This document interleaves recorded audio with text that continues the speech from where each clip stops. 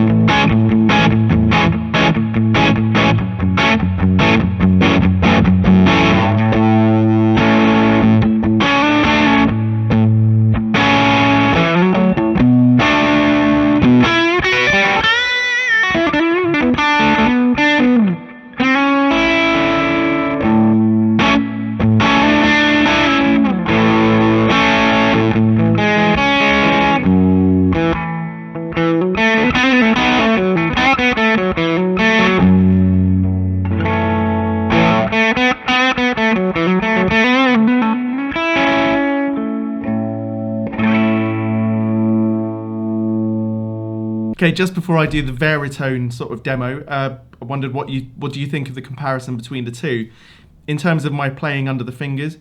In the neck position of the 355, there's a little bit more clarity.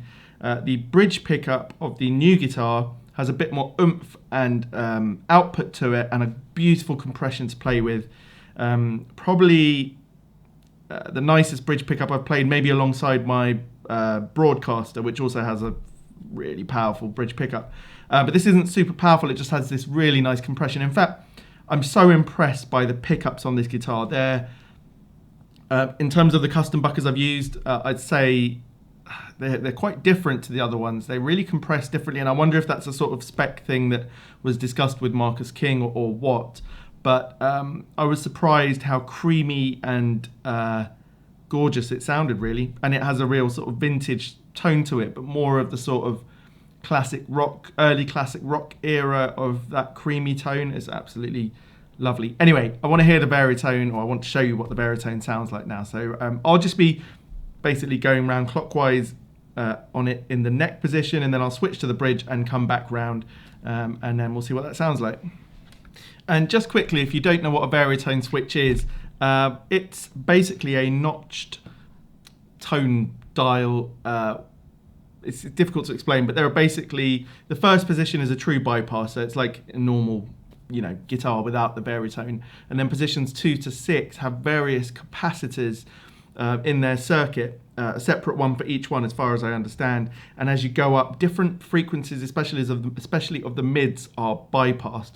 So it's not a low pass filter like a normal tone knob. I think I've got that right. It's essentially at each point taking out different parts of the frequency. So it's pre-mapped. You can't change that, but you can still use your tone knob and things like that to affect it as you go along. I think people, they like to get it taken out for whatever reason, which is madness in my eyes. I mean, I'd love to get it reinstated on my 355 because it's in full bypass mode when it's in position 1. So if you don't really like it, I don't see why you need to get rid of it.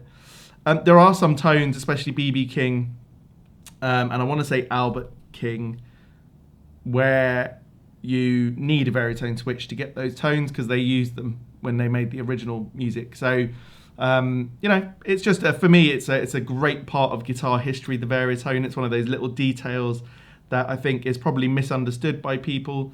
I don't like every position. Doesn't mean though that I wouldn't find a reason to use some of it at some point in the future, and depending on what pedals are on the board and what amps, it could be really cool to play around with.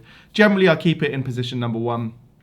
There is one of the positions, or 2 of the positions I think in this demo, which I really like, but it's often a case of hit and miss, trial and error, but it's good fun nonetheless. So yeah, let's hear that.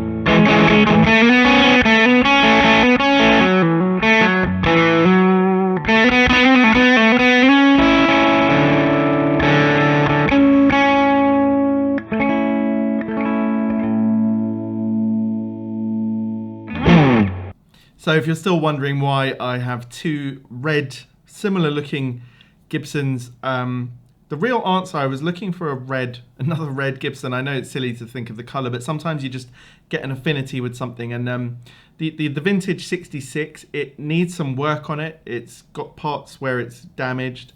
The Varitone is not working. The frets would need doing.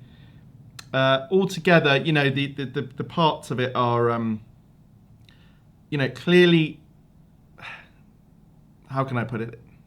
Over time, when it's played so much, it obviously takes, you know, a lot of wear and tear.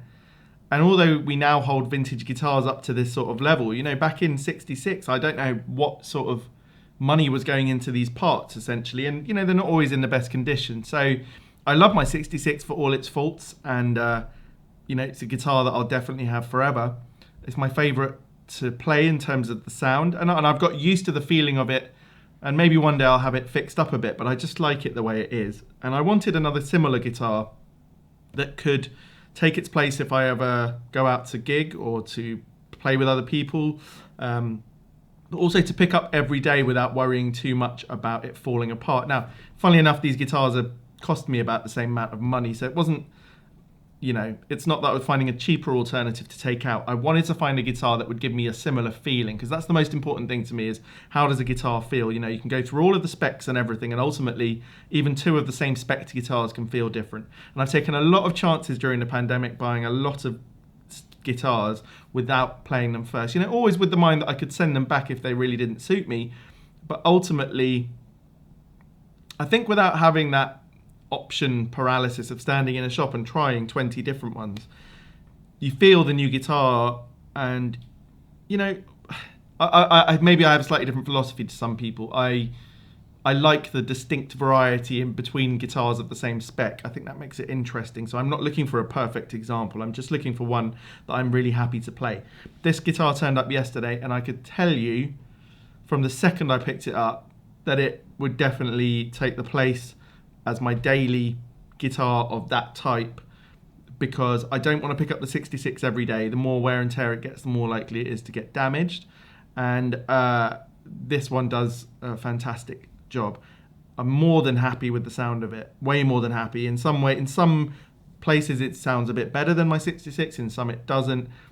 I set up the pedals for the 66 today, so they were definitely set up for that. And what I mean by that is the 66 has lower output pickups for sure. I can tell that by looking at the sort of wave on my audio stuff here. And so the 62, the new one, was driving it all a little bit more, so it was a little bit less articulate sounding, especially in the neck pickup. But I could definitely set it up to sound very similar, and it plays like a new guitar, has a gorgeous shaped neck, has the fatter width of the nut, which possibly, I've got reasonably large and wide fingers. It's probably a bit better for me, even though I've got used to and I still enjoy the smaller nut width. What I'm basically trying to say is, I love this thing. It doesn't matter if it's a signature guitar or not. As I said, I didn't buy it because it was a signature guitar. I bought it because I was looking for something to sit alongside the other red guitar and be used as an everyday one instead of that. And I wanted something that could live up to that other guitar, because you know, I love it a lot and I just love playing it. It gives me a great feeling. It's like meditation when you play with a guitar that you really fit well with. And I couldn't be happier. So whether this was going to be, you know, a $2,000 off the shelf 335 or this just happened to come along, I was immediately entranced by Marcus King himself. What a character. You know, a lot of people that make it in the music industry in a big way don't have the sort of character of the people whose music I grew up listening to, you know. But Marcus King has an old soul for sure, and his music is honestly brilliant. Yeah. So I love this guitar, and yeah, let me know what you think about it down in the comments. If you've enjoyed this video, please give it a thumbs up. It's much appreciated. Subscribe to the channel for a chance to win the BB preamp I'm giving away when I hit 2,500 subs, probably next month, hopefully. Just subscribe publicly, make a comment, and I'll send this anywhere in the world. Have a good day. Cheers.